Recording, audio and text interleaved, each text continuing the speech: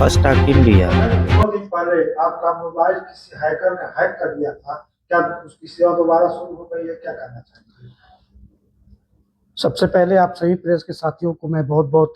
धन्यवाद देना चाहता हूं कि आप लोगों ने अपना कीमती समय निकाल करके यहाँ पे आने का काम किया।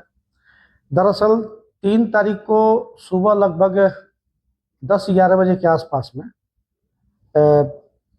मेरा मोबाइल पे जो व्हाट्सअप है वो अचानक जो है बंद हो गया। बंद होने के बाद चूँकि बहुत जानकारी मुझे अपने मोबाइल पे नहीं रहता है, चूँकि इंग्लिश में लिखा रहता है,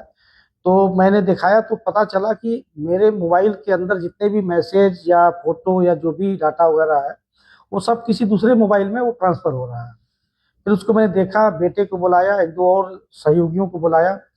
और बुलाने के बाद हैकर ने जिस तरीके से उसको हैक कर लिया था, ना तो कोई मैसेज मैं भेज पा रहा था, ना आ पा रहा था और ना ही कोई फ़ोन आ रहा था मेरे पास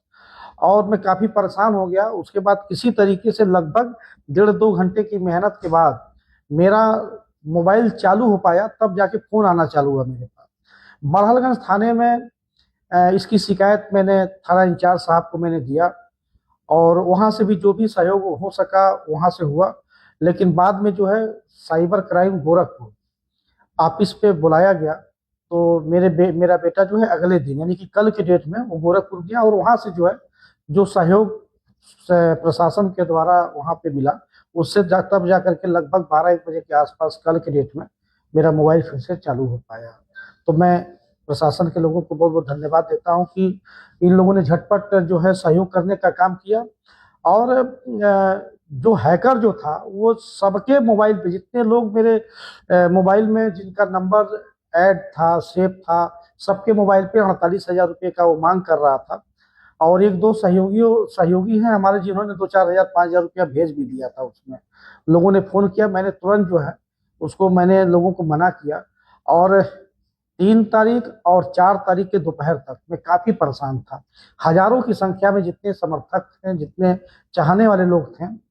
वो उन लोगों ने फ़ोन करके यही बस एक ही बात, अब सारे लोगों को एक ही जवाब देना पड़ रहा था। फिर भी काफ़ी परेशानी झेला, अब जा कर के है कि मोबाइल हमारा सही हो गया है। मैं बहुत बहुत धन्यवाद देना चाहता हूँ अपने सभी साथियों का। सर, आपकी 20 साल के अपने कैरियर में जब मानव शिक्षा सेवा संस्थान का गठन करके समाज में जा करके लोगों की सेवा करने का कार्य चालू किया, तो इक्का दुक्का शादी तो हमेशा मेरे द्वारा होता रहा था जिसका कोई डाटा मेरे पास नहीं है। कभी किसी मंदिर में, कभी किसी और मंदिर में, तो इस तरीके का शादी हम कराते रहते थे। लेकिन उसके बाद पिछले 2024 21 जनवरी के बाद 2025 21 फरवरी से इसका शुभारंभ हुआ और अब तक जो है 17 बार 21 बहन बेटियों की शादी हम करवा चुके हैं, जिसमें 102 लड़कियों की शादी पिछले फरवरी में हम करवाए थे और उसको चूंकि कई महीने का वो एक ही बार था, तो अगर सारा गुणा गणित निकाला जाए तो 17 बार जो है 121 बहन बेटियों की शादी। देखिए, जब साईं बाबा के मंदिर का भूमि पूजन जब हुआ था तो उस समय तो यहाँ दोपहर में कोई नहीं आता था, रात की तो बातें छोड़ दीजिए। अक्सर मैं तो देखा नहीं हूँ, लेकिन लोग कहते थे कि छिनैती, मर्डर या इस तरीके के कार्य इधर होते थे इस क्षेत्र में। अब तो साईं बाबा की कृपा से और आप लोगों के सहयोग से ये जगह आज वाकई में देवभूमि के रूप में जाना जा रहा है। दूर दूर से लोग जो है साईं बाबा के नाम से अब आ रहे हैं, जा रहे हैं, अपना आके आशीर्वाद भी ले रहे हैं। तो इस तरीके कार्य हो गया। अब तो बहुत काफ़ी चहल पहल हो गया है। कम से कम 60-70 दुकानें यहाँ पे लगती है जो जिनका जीवन यापन भी मंदिर की वजह से होता रहता है। अब रोजगार के क्षेत्र में हमने पानी का प्लांट साईं आलोक के नाम से हमने चालू किया। फर्नीचर का उद्योग हमने चालू कराने का काम किया। उसके बाद बेकरी का भी हमने प्लांट चालू कराने का काम किया, जो आज के डेट में सुचारू रूप से चल रहे हैं और हजारों की संख्या में लोग जुड़ करके इससे अपना रोजी रोजगार पा रहे हैं। और बहुत जल्द ही कड़ू का तेल और ईंटे का भी व्यापार यहाँ पे चालू करने जा रहे हैं। सर, ये यात्रा जो है जो सामूहिक विवाह जो हम कराते हैं, तो सामूहिक विवाह में चूंकि हमने जो ये कसम खाई है कि जिंदगी भर जब तक जिंदा रहेंगे तब तक 121 बहन बेटियों का विवाह कराते रहेंगे। कराएंगे ही नहीं बल्कि हर शादी में लगभग 50-50 हजार रुपये का सामान उपहार के रूप में, सहयोग के रूप में हम देने का भी काम करेंगे। तो चूंकि बड़ा प्रण है, बड़ा कसम है, तो इसके लिए अब चूंकि कहीं ना कहीं थोड़ा सा जो हमारा उद्योग है वो हम जनता के बीच में लेके जाने का प्लान कर रहे हैं, जिसके तहत हम गांव गांव, चौराहे चौराहे, चौक पे जा करके नुक्कड़ सभाएं करेंगे, यात्रा करके लोगों को जागरूक करेंगे कि जो बड़ी बड़ी कंपनियां आपके मार्केट में हैं, जो बड़े बड़े पैसा कमाने वाले लोग मार्केट में हैं, जो अपना प्रोडक्ट जनता के बीच में सेल करके, बेच करके और लाखों करोड़ों कमा करके अपनी बिल्डिंगें बना रहे हैं, पर ऐसा कोई भी पानी वाला अभी तक मार्केट में नहीं आया जो साईं